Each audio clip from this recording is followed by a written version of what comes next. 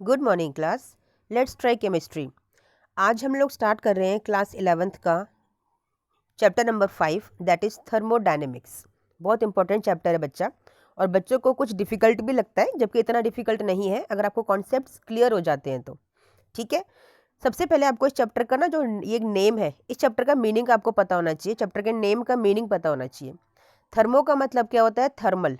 Thermal से क्या मतलब होता है? यानी कि जितनी भी हम टेम्परेचर रिलेटेड जो भी बात करते हैं, टेम्परेचर, हीट, ये सब हम स्टडी करते हैं आपके इस थर्मो के अंदर। Thermo means thermal. Thermal means जब कोई चीज़ ठंडी या गर्म होती है ना, तो यानी कि टेम्परेचर से जुड़ी हुई बातें करेंगे हम लोग। ठीक है, और जब टेम्परेचर से जुड़ी हुई बातें होंगी तो ऑब्वियसली वहाँ पे हीट अपने आप को रिलेट करेगा ही करेगा, इसकी भी बातें होंगी। तो बस इन्हीं सब का डिस्कशन हमें इस चैप्टर के अंदर करना है। इस थर्मोडायनेमिक्स का मतलब क्या होता है? इस डायनेमिक्स का मतलब क्या होता है? मोशन। यानी कि हम उस टेम्परेचर की बात करेंगे जो कि मोशन में है, यानी कि हम उस हीट की बात करेंगे जो कि मोशन में है। समझ में आया बच्चा चैप्टर का मीनिंग? चलिए अब आगे चलते हैं। इस चैप्टर में जो सबसे फर्स्ट टॉपिक आपका है थर्मोडायनेमिक टर्म्स, ये हमें स्टडी करनी है, जो कि इंपॉर्टेंट टॉपिक है। आपके एग्जाम में क्वेश्चन आता है 2 मार्क्स में। What is system and the types of system.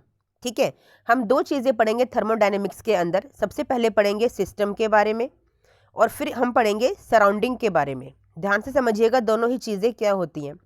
System का मतलब क्या होता है कि जिस ऑब्जेक्ट की स्टडी हो रही है, जिस ऑब्जेक्ट की हम लोग स्टडी कर रहे हैं, दैट इज सिस्टम। वो कुछ भी हो सकता है। ठीक है, और उस सिस्टम के अलावा जो भी बाकी चीज़ें हैं उसके बाहर, यानी कि जिस ऑब्जेक्ट की स्टडी हो रही है वो तो सिस्टम हो गया, और उस ऑब्जेक्ट से अलग सारी चीज़ें आपकी सराउंडिंग हो गई। फॉर एन एग्जाम्पल, हम लोग स्टडी कर रहे हैं अर्थ की। ठीक है, तो अर्थ क्या हो गया? Earth is your system. और इस अर्थ की जो ये वॉल दिख रही है, जो बाउंड्री दिख रही है, ठीक है, जो कि हमारे लिए एक इमेजिनरी बाउंड्री है। बाउंड्री भी हम लोग स्टडी करेंगे इसके अंदर।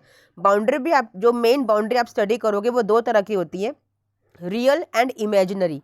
रियल बाउंड्री क्या होती है कि सपोज कीजिए कोई रूम है, रूम की हम स्टडी कर रहे हैं, तो रूम हो गया हमारे लिए सिस्टम।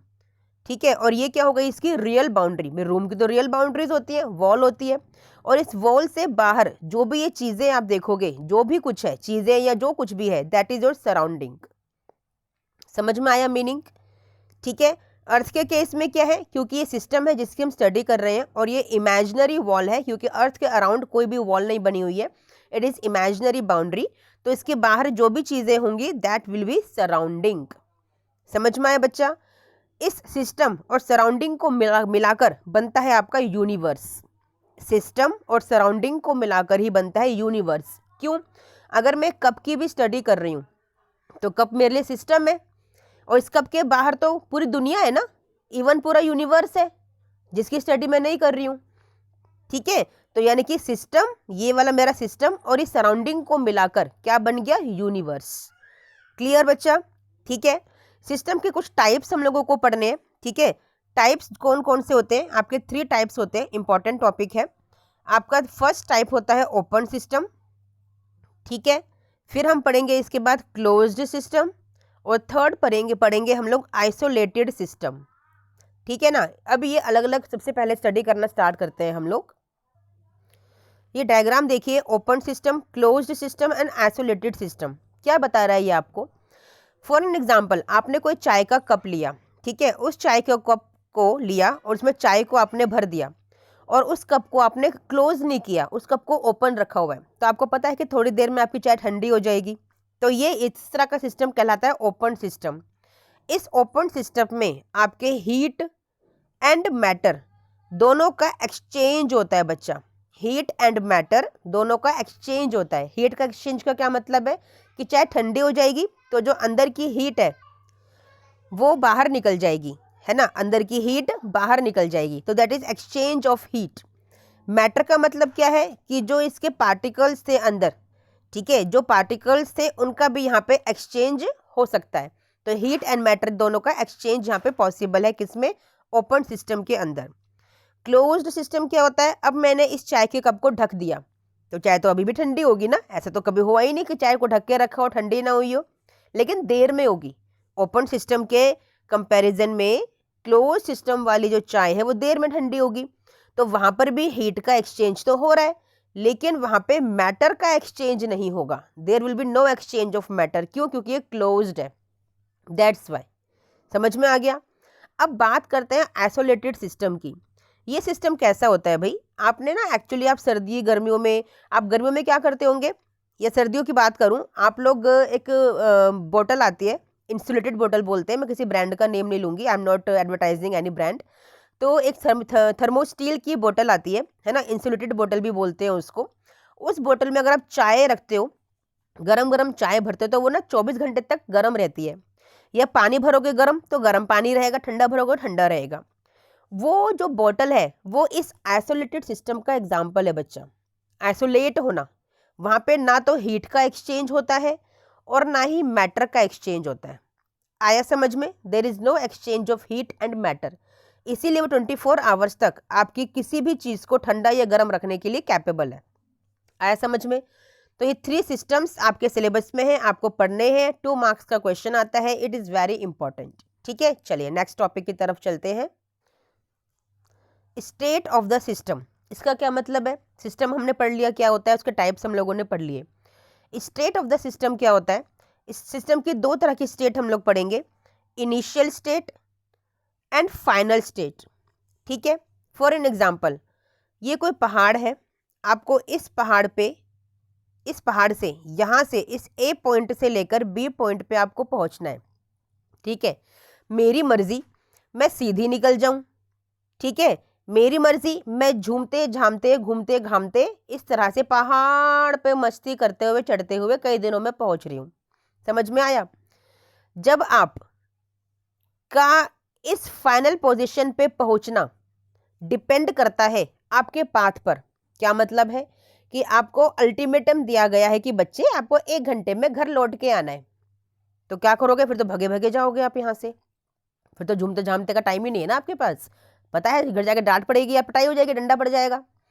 आपको क्या करना है? फिर आप सीधे भाग के जाओगे, क्योंकि आपको फाइनल स्टेट आपके डिपेंड कर रही है किस पे? आपके इनिशियल स्टेट पे। समझ रहे हो? तो यानी कि जब रास्ता, जो सिस्टम है आपका, वो इनिशियल और फाइनल स्टेट पे डिपेंड करता है, उसको हम बोलते हैं पाथ फंक्शन। या 2 तरह के फंक्शन आप स्टडी करेंगे, पाथ फंक्शन इसे बोला जाता है, जो कि पाथ पे डिपेंड करता है। ठीक है, आपको कोई अल्टीमेटम नहीं दिया गया, जब मर्जी आइए, लेकिन आना है बस। ठीक है, जब मर्जी आना है तो मैं घूमते घामते आऊँ, मस्ती मौज करते आऊँ, खाते पीते आऊँ, तो फिर मैं झूमते झामते ऐसे जाऊंगी। ठीक है, जब आपकी इनिशियल और फाइनल स्टेट पे डिपेंड नहीं करती है आपकी कोई भी सिस्टम का फंक्शन, तो उसे क्या बोला जाता है? उसे बोलते हैं हम लोग स्टेट फंक्शन। समझ में आया बच्चा? शॉर्ट ट्रिक है लर्न करने की, जब पाथ पे डिपेंड करे तो पाथ फंक्शन, जब पाथ पे डिपेंड ना करे तो उसे बोलते हैं स्टेट फंक्शन। ठीक है बच्चा, चलिए now next topic is work. ठीक है, अब वर्क क्या होता है भाई? बचपन से पढ़ रहे हो, कर रहे हो, जो भी हम काम कर रहे हैं, मैं बोल रही हूँ, इट्स अ वर्क। ठीक है, इसमें वर्क में पता कैसे पढ़ो? थर्मोडायनेमिक्स में हम लोग वर्क को हम अलग तरह से पढ़ते हैं। कैसे पढ़ते हैं? कि कोई सिस्टम पे जब हम वर्क करते हैं, सिस्टम सपोज कोई सिलेंडर आपने लिया है, जैसे ये फिगर में आपको दे रखा है। ठीक है, ये डायग्राम आपको दे रखा है, कोई सिलेंडर है, सपोज कीजिए सिलेंडर है ये आपका। जब इस सिलेंडर को हमने सिस्टम माना है, इस सिस्टम पे जब वर्क होगा, यानी कि वर्क जब इसके ऊपर किया जाएगा, तो वर्क आपका पॉजिटिव कहलाएगा। जब when work is done on the system then your work is positive. ठीक है, अब जब इस सिलेंडर ने कोई वर्क किया, यानी कि work is done by the system, then work done is negative. ध्यान रखिएगा, न्यूमेरिकल्स के लिए बहुत इंपॉर्टेंट है। when work is done on the system it is positive, when work is done by the system negative। भाई work किया गया system के ऊपर, कुछ ऐड किया गया है, तो इसलिए वो पॉजिटिव है। जब वर्क डन किया गया है बाय द सिस्टम, तो वर्क ने कुछ, सिस्टम ने कुछ वर्क किया है, यानी कि कुछ कमी हुई है। ठीक है, एनर्जी की कमी हुई है, तो it means that is negative. समझ में आ गया? ठीक है, यहाँ पे आप एक एडियाबैटिक सिस्टम भी पढ़ोगे। एडियाबैटिक सिस्टम क्या होता है? कुछ कुछ आइसोलेट सिस्टम की तरह होता है। ठीक है, लेकिन यहाँ पर सिर्फ और सिर्फ हम बोलते हैं जहाँ पर there is no change of heat, यानी कि Q इज जीरो, उस सिस्टम को बोलते हैं adiabatic system. When Q is zero, Q आपको यहाँ पे हीट की तरह रिलेट करेंगे, हीट का सिंबल यहाँ पे Q है। समझ में आ गया बच्चा? ओके। एक टॉपिक है आपका इंटरनल एनर्जी। इंटरनल एनर्जी क्या होती है? किसी भी सिस्टम के अंदर कितनी भी यानी कि हर तरह की टाइप्स की एनर्जी होती है। पोटेंशियल एनर्जी भी होगी, काइनेटिक एनर्जी भी होगी, ठीक है, और आपकी हीट एनर्जी भी होगी, आपकी बहुत सारी की एनर्जी होती है, बहुत सारी तरह की एनर्जी होती है। तो हर एनर्जी का जो सम होता है दैट इज इंटरनल एनर्जी। किसी सिस्टम के अंदर जितनी भी टाइप्स की एनर्जी है उसे बोलते हैं इंटरनल एनर्जी। बेटा ये कुछ टर्म्स हैं थर्मोडायनेमिक्स की जो हम स्टडी कर रहे हैं अभी, ठीक है। अभी इनके बारे में हम फॉर्मूलाज के रूप में स्टडी करेंगे, अभी सिर्फ टर्म्स को मैं बता रही हूँ, टर्म्स कौन कौन से हम स्टडी करेंगे, ठीक है। तो अब जब work is done by the system होगा, work is done on the system होगा, तो ऑब्वियसली कुछ ना कुछ चेंजेस आएंगे आपके इंटरनल एनर्जी के अंदर। और जब इंटरनल एनर्जी में चेंज आएगा तो उसे डिनोट करते हैं डेल्टा यू से, भी चेंज है। जब चेंज आएगा तो किस में चेंज आएगा, कैसे चेंज आएगा? आपकी फाइनल में से इनिशियल माइनस होगा, है ना, जो U2 माइनस U1 लिखा है। क्या मतलब है इसका? कि इंटरनल एनर्जी में चेंज आया है कितना, जो फाइनल थी उसमें से कुछ माइनस हुई है, ठीक है, तो वो इक्वल में कितनी आएगी आपकी बची हुई। समझ में आया बच्चा? इसी को बोलते हैं adiabatic work done. Change in internal energy is equal to adiabatic work done, ठीक है बच्चा, okay. Now your first law of thermodynamics क्या कहता है? Energy of an isolated system is constant. मतलब ये रिलेशन आपको बहुत अच्छे से बताएगा। Change in internal energy is equal to heat plus work done, यानी कि जो भी इंटरनल एनर्जी में चेंज आएगा किसी सिस्टम के, वो किसके इक्वल होगा? हीट जितनी अंदर है सिस्टम के और प्लस वर्क डन। अब क्योंकि ये वर्क डन प्लस में है मतलब कि work done on the system हुआ है, ठीक है। This is your first law of thermodynamics, इसका एक्सप्रेशन है। और इसका जो स्टेटमेंट है that is the energy of an isolated system is constant. Obviously किसी भी आइसोलेटेड सिस्टम की एनर्जी कांस्टेंट ही तो रहेगी बच्चा, because there is no exchange of heat and matter. Thermosteel bottle का एग्जांपल मैंने आपको दिया था, वो वाला। समझ में आ गया? चलिए good. Now work done. Work done के लिए आपके लिए ये वाला एक्सप्रेशन बहुत इंपॉर्टेंट है बेटा। Work done is equal to external pressure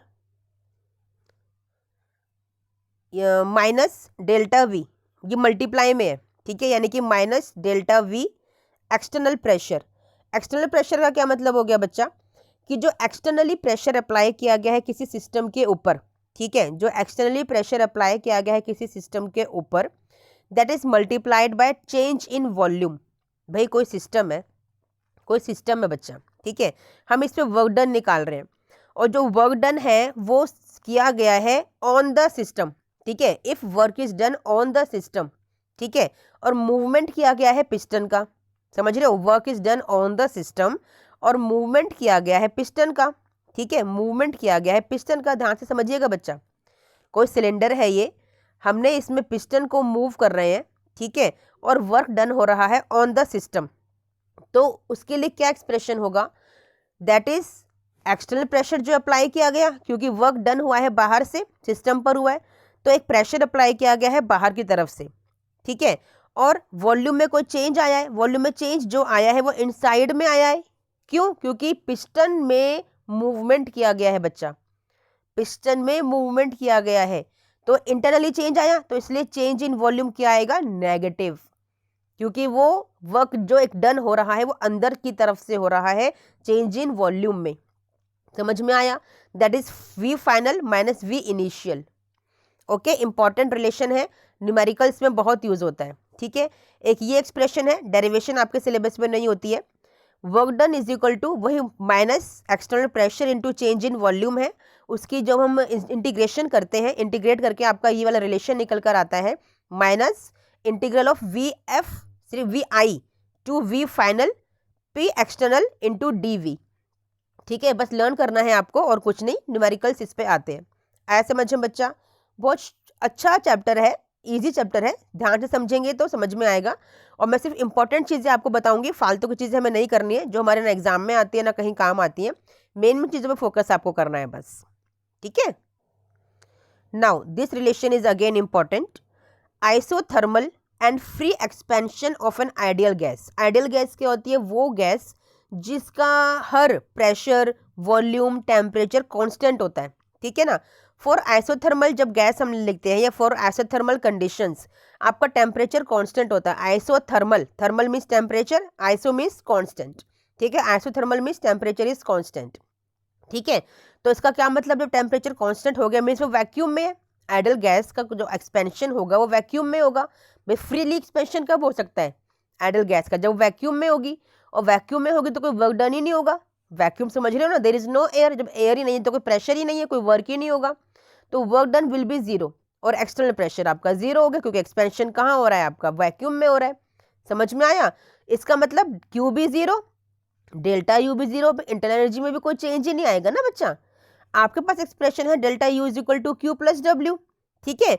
तो आइसोथर्मल इरिवर्सिबल चेंज के लिए क्या एक्सप्रेशन हो गया, Q is equal to minus W, ये जीरो हो गया ना, इट इज जीरो, तो Q is equal to minus W, W इधर आ जाएगा ना, delta U is equal to Q plus W है, ये जीरो हो गया, equal to Q plus W, तो क्यू क्या हो गया, माइनस डब्ल्यू हो गया ना बच्चा। समझ में आया।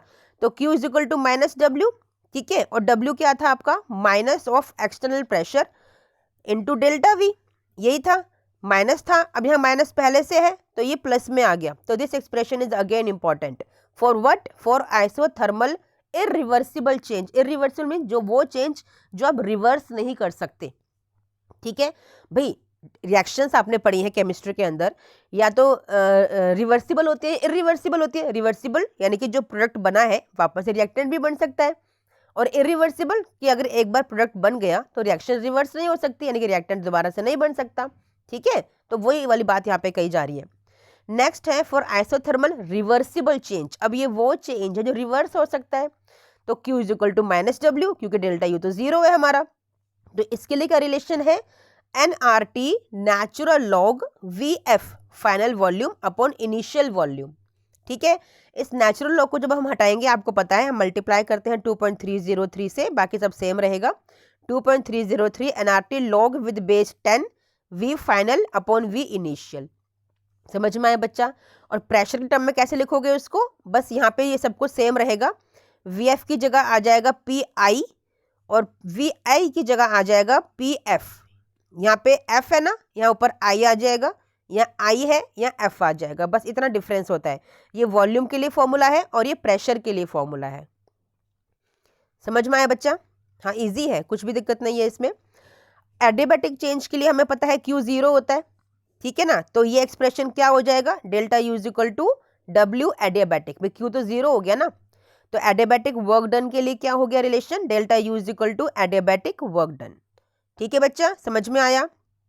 चलिए वेरी गुड। नाउ एक न्यू टर्म है आप लोगों के लिए, एंथैल्पी। एंथैल्पी क्या होती है, एंथैल्पी एक्चुअली थर्मोडायनेमिक्स का टर्म है जिसका मीनिंग हीट ही होता है, ठीक है, हीट ही होता है इसका मतलब। इसको डिनोट करते हैं एच से, ठीक है।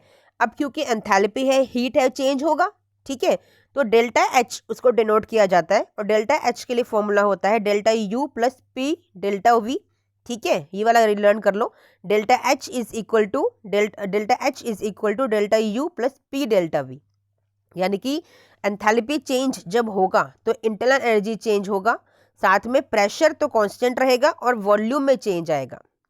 समझ में आया। ये कांस्टेंट प्रेशर पे हम लोग ये वाली रिएक्शन को, इक्वेशन को लिखते हैं, ठीक है, समझ में आ गया। आपने एक रिलेशन पढ़ा था, P V is equal to NRT, ये आइडियल गैस के लिए रिलेशन होता है। P V is equal to NRT, pressure, volume, number of moles of gases, R is gas constant and T is temperature, ठीक है, इतना आपको पता है। अब देखो आपके पास यहाँ पे पी वी लिखा है, तो पी वी क्या होता है, एनआरटी, तो बस यहाँ पे एनआरटी लिख दिया गया है। Delta H is equal to delta U plus delta NG R T. NG क्यों लिखा है, number of moles of gases, और जो चेंज होते हैं रिएक्शंस में, इसलिए वो डेल्टा एनजी की टर्म में आ जाएगा, ठीक है बच्चा, yes. Now this is also important, extensive and intensive properties. ये क्या होती है, एक्सटेंसिव प्रॉपर्टीज जो डिपेंड करती हैं किसी भी क्वांटिटी पे, साइज ऑफ मैटर पे या उसके मास पे, ठीक है, यानी कि जो मास डिपेंडेंट प्रॉपर्टीज होती हैं, इन शॉर्ट में बता रही हूँ, जो किसी के मास पे डिपेंड करती हैं वो होती हैं एक्सटेंसिव प्रॉपर्टीज, और जो किसी के मास पर डिपेंड नहीं करती वो होती है इंडिपेंडेंट प्रॉपर्टीज, यानी कि इंटेंसिव प्रॉपर्टीज। ठीक है, एक्सटेंसिव प्रॉपर्टीज कौन कौन सी होती हैं? मास पे डिपेंड कर रही है obviously, volume, internal energy, enthalpy, heat capacity और बहुत सारी एक्सटेंसिव प्रॉपर्टीज होती है। मेन यही आपको लर्न करनी है। इंटेंसिव प्रॉपर्टीज कौन सी होती हैं? टेम्परेचर, डेंसिटी, प्रेशर एटसेट्रा, बहुत सारी प्रॉपर्टीज होती हैं, यानी कि वो प्रॉपर्टीज जो इंडिपेंडेंट है किसी भी मास पे। अब आप कहोगे डेंसिटी तो भी डिपेंड करती है मास पे, लेकिन density is equal to mass by volume होता है ना। मास क्या है? Extensive property. वॉल्यूम क्या है? Extensive property. दोनों कैंसिल हो गई, एक्सटेंसिव एक्सटेंसिव, तो इसलिए वो क्या बन जाता है आपका? इंडिपेंडेंट, यानी कि इंटेंसिव प्रॉपर्टी बन जाता है। ठीक है, इस तरह से भी आप निकाल सकते हो फॉर्मूले से कि which property will be extensive और इंटेंसिव। ठीक है, इसके बाद ये रिलेशन आपके लिए इंपॉर्टेंट है हीट कैपेसिटी का। हीट कैपेसिटी को क्यू से डिनोट करते हैं, that is equal to coefficient into delta T. ठीक है, कोफिशिएंट का मतलब क्या होता है? The magnitude of coefficient depends on the size, composition and nature of the system, यानी कि क्यू को हम सी डेल्टा टी भी लिख सकते हैं। मतलब कोफिशिएंट मतलब सी जो specific heat capacity, C is specific heat capacity. Okay बच्चा, now this relation is important in between CP and CV. CP क्या होता है? Specific heat capacity at constant pressure. CV is specific heat capacity at constant volume. Specific heat capacity क्या होता है बच्चा? वो heat capacity जो एक स्पेसिफिक, यानी कि जब 1 number of mole of gases के लिए आप निकालते हो ना, उसको स्पेसिफिक हीट कैपेसिटी बोला जाता है। ठीक है, कांस्टेंट वॉल्यूम के लिए फॉर्मूला क्या होगा? CV delta T. Constant pressure पे क्या होगा? CP delta T.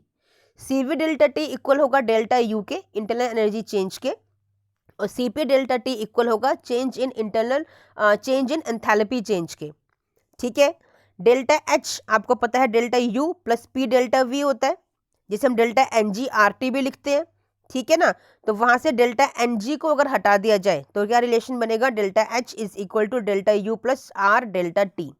ओके, एक फाइनल रिलेशन लर्न कर लीजिएगा, न्यूमेरिकल्स में यूज होता है, CP minus CV is equal to are.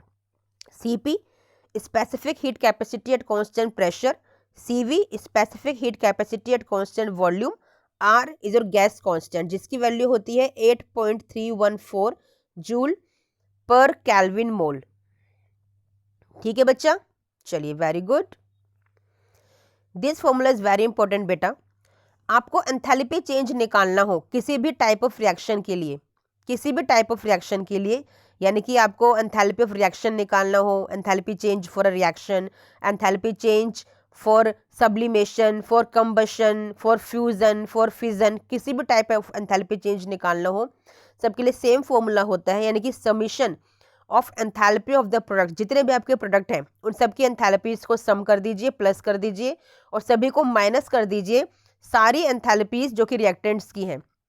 ठीक है, जितनी भी रिएक्टेंट्स की एंथैल्पीज हैं उनसे उनको माइनस कर दीजिए, यानी कि enthalpy of product minus enthalpy of reactant. ठीक है, very important formula and very easy formula for solving all type of numericals for the change in enthalpy. ठीक है बच्चा, now Hess's law, very important law for this chapter. Hess ने एक law दिया था for constant heat summation, मतलब जितनी भी रिएक्शंस आपके किसी भी सिस्टम के लिए कंडक्ट होती हैं उन सभी में कोई ना कोई चेंज ऑफ हीट होगा, एंथैल्पी चेंज होगा, तो सभी की हीट का समेशन यानी कि सम कर दो, एडिशन कर दो, वो आपके हेस लॉ के बराबर होगा। ठीक है, कैसे? देखिए जरा, ये देखिए कोई रिएक्शन है जो ए टू बी जा रही है तो उसके लिए डेल्टा एच आर है, डेल्टा एच वन ले लो, सपोज को ये रिएक्शन ले लिया हमने, और ए टू सी अगर जा रही है तो delta H one, C to D delta H two, D to B delta H three. तो आपको इसके लिए एंथैल्पी ऑफ रिएक्शन निकालनी है, तो कैसे निकालोगे? Delta H one plus delta H two plus delta H three, ये रहा। आपको ए टू बी कोई फाइनल रिएक्शन दी हुई थी, उसके लिए आपको चेंज इन एंथैल्पी निकालना था, तो वो ए टू बी रिएक्शन कितने स्टेप्स से होकर गुजरी, उन सभी स्टेप्स में कितना एंथैल्पी चेंज हुआ उसका समीशन कर दीजिए, दैट इज योर हेसिस लॉ। कितना इजी है, अभी तक कितना डिफिकल्ट लग रहा था, है ना, but it is very easy. Okay, now again a very important topic, spontaneity. Spontaneity का मतलब क्या होता है? जो रिएक्शंस यानी कि जो भी प्रोसेसेस आपके नेचर में हो रहे हैं ऑटोमेटिकली, वो सभी के सभी सारे स्पॉन्टेनियस रिएक्शंस होती हैं, स्पॉन्टेनियस प्रोसेस होते हैं, यानी कि जिनमें किसी भी आर्टिफिशियली हैंड का इन्वॉल्वमेंट नहीं होता, दैट इज स्पॉन्टेनियस रिएक्शन। यानी कि पानी अपने आप बनता है नेचर में, रिएक्शंस हो रही हैं, H2 + O2 gives you water, H2O, तो वो स्पॉन्टेनियस प्रोसेस है। ठीक है, आपकी ऑक्सीजन बन रही है, हाइड्रोजन बन रही है, इट इज स्पॉन्टेनियस प्रोसेस। तो स्पॉन्टेनियस क्या है? जो रिएक्शंस अपने आप में नेचर में हो रही हैं, दैट इज स्पॉन्टेनियस। ठीक है, स्पॉन्टेनियस प्रोसेस में हम दो चीजें पढ़ते हैं, entropy and Gibbs free energy. Entropy क्या होती है? सबसे पहले एंट्रोपी देख लेते हैं। एंट्रोपी होती है जिसे हम डेल्टा एस से डिनोट करते हैं, यानी कि चेंज इन एंट्रोपी। एंट्रोपी होती है randomness in the gaseous particles of the nature. Nature में गैस है, ऑक्सीजन, हाइड्रोजन, कार्बन डाइऑक्साइड, बहुत सारी गैसेज हैं। ठीक है, नाइट्रोजन है, ऑक्सीजन है, बहुत सारी गैसेज हैं। तो उनमें जो चेंज आता है किसी भी रिएक्शन की वजह से, किसी भी एक्सटर्नल फीचर की वजह से या किसी भी इंटरनल फीचर की वजह से, उसे हम एंट्रोपी चेंज कहते हैं। यानी कि गैसेस के मॉलिक्यूल्स के पार्टिकल में जो रैंडमनेस होती है, जो मूवमेंट होती है, that is entropy. Randomness of the gases particles is known as entropy. ठीक है, इसे डेल्टा एस से डिनोट किया जाता है। It is a spontaneous process also, क्योंकि अपने आप होता है रैंडमनेस, गैसेस के अंदर चेंजेस अपने आप होती है, मूवमेंट अपने आप होती है। And entropy for the universe is always positive, ये ध्यान रखिएगा, इट इज ऑलवेज पॉजिटिव। ठीक है, नेक्स्ट टर्म है आपकी गिब्स फ्री एनर्जी, जिसे हम जी से डिनोट करते हैं, and change in Gibbs free energy is delta G. Gibbs free energy क्या होती है? That is the useful work done by the system. It is always negative of the useful work done by the system. क्या मतलब है इसका? जब system कोई काम करता है तो अपने अंदर एनर्जी को स्टोर करता है सबसे पहले। ठीक है, लेकिन जब वो काम करेगा तो एनर्जी में कमी आएगी, और जब कमी आएगी तो जिस बची हुई एनर्जी से वो काम कर रहा है, that is Gibbs free energy. और जो एनर्जी बची है वो कम हो गई है, पहले से कम हो गई है, यानी कि नेगेटिव हो गई है। समझ में आया? जैसे आप घर से स्कूल के लिए चले, ठीक है, तो घर में आपने नाश्ता किया, अच्छे से सुबह पेट भरा आप लोगों ने, और फुल एनर्जी के साथ आप स्कूल के लिए निकले। रास्ते में सपोज कीजिए आप बस से गए या आप साइकिल से गए या पैदल गए, तो जितनी एनर्जी घर में थी नाश्ता करने के बाद, आप उस सेम एनर्जी से तो स्कूल नहीं पहुंचोगे। समझ में आया? आप खेलते कूदते पहुंचे, चल के पहुंचे, जो भी हुआ, आप सेम एनर्जी से तो नहीं पहुंचोगे ना। ठीक है, तो यानी कि जो घर में एनर्जी आपने भरी थी अपने अंदर, फिर जो एनर्जी कम हो गई स्कूल पहुंचते पहुंचते, अब जब स्कूल में पढ़ने के लिए आप बैठे क्लास के अंदर टीचर के सामने, तो जिस एनर्जी से आप पढ़ने के लिए बैठे हो ना, दैट इज यूजफुल एनर्जी। और उस यूजफुल एनर्जी से वर्क करोगे, अब आप यानी पढ़ना सीखोगे, कुछ समझोगे, तो that is gives free energy, that is useful work done by the system. System is you, क्योंकि आप वहां पे बैठे हैं पढ़ने के लिए। एंड नेगेटिव क्यों है? क्योंकि वो नेगेटिव, अब बची हुई एनर्जी के साथ आप बैठे हो ना, प्लस में थी अब वो माइनस हो गई है। It is negative of the useful work done by the system. समझ में आया? And for the universe delta G is always negative, and for the universe delta S is always positive. समझ में आया बच्चा? This formula is important for entropy change, Q reversible upon T, यानी कि reversible heat upon temperature. ठीक है, मैंने बताया आपको कि टोटल एंट्रोपी जो होती है यूनिवर्स की, यानी कि सिस्टम प्लस सराउंडिंग की, that is always greater than zero, यानी कि पॉजिटिव होगी। ठीक है, the formula for the Gibbs free energy is delta H minus T delta S. Very important formula, बहुत मल्टीपल टाइम्स न्यूमेरिकल में यूज होता है। Delta H enthalpy change, temperature and entropy change. ठीक है, जैसा कि मैंने आपको बताया कि delta G is equal to delta H minus T delta S, that should be less than zero. क्यों? क्योंकि वो नेगेटिव होती है। Delta G is always negative for the universe. Okay, one more formula is important for delta G, that is minus 2.303 RT log with base 10K। ये है equilibrium constant की terms में। Numerical आता है कि इक्विलिब्रियम कांस्टेंट की value निकालिए delta G को यूज करते हुए, तो formula is minus 2.303, R is gas constant, T is temperature, log with base 10 and K is your equilibrium constant. ठीक है, एंड लास्ट में आपके लिए ये टेबल बहुत इंपॉर्टेंट है बेटा। ठीक है, इस टेबल के बारे में एक बार रिवाइज कर लीजिएगा, लर्न करने की ज़रूरत नहीं है आपको। ये सारी टेम्परेचर्स पे आपको डिफरेंट डिफरेंट वैल्यूज़ गिवन है, enthalpy change, entropy change and Gibbs free energy change की। ठीक है, अगर रिएक्शन स्पॉन्टेनियस है at all the temperatures then enthalpy change should be negative, entropy change should be positive and Gibbs free energy should be negative. ठीक है, समझ में आया बच्चा? मैंने इस चैप्टर के अंदर जो मेन इंपॉर्टेंट टॉपिक्स थे वो सारे आपको कवर कर दिए। इसके अलावा पढ़ना ना पढ़ना वो आपकी मर्जी है, लेकिन इंपॉर्टेंट टॉपिक्स यही हैं जो मैंने आपको पढ़ाए हैं। एग्जाम में क्वेश्चंस यहीं से आते हैं, न्यूमेरिकल्स यहीं से आते हैं, इसके अलावा कहीं से भी नहीं आते। डोंट वेस्ट योर टाइम, क्योंकि लिमिटेड टाइम होता है हम बच्चों के पास पढ़ने के लिए। ठीक है, तो हमें वो पढ़ना है जो इम्पोर्टेंट है, हमें वो नहीं पढ़ना जो इम्पोर्टेंट नहीं है। नॉलेज के लिए पढ़िए, बट एग्जाम्स के लिए वही पढ़िए जो इम्पोर्टेंट है। यही एक टेक्निक होती है, यही इसी को कहते हैं कि क्या टेक्निक लगा के हमने किसी भी कंपटीशन को या एग्ज़ाम को क्रैक किया है, तो वो मैंने टेक्निक आपको बताई है। ठीक है बच्चा, चलिए मेरी वीडियो अगर पसंद आई हो बच्चा तो लाइक शेयर सब्सक्राइब ज़रूर कीजिएगा ताकि मुझे मोटिवेशन मिलता रहे। मिलते हैं नेक्स्ट वीडियो में, टिल देन थैंक यू बच्चा, बाय।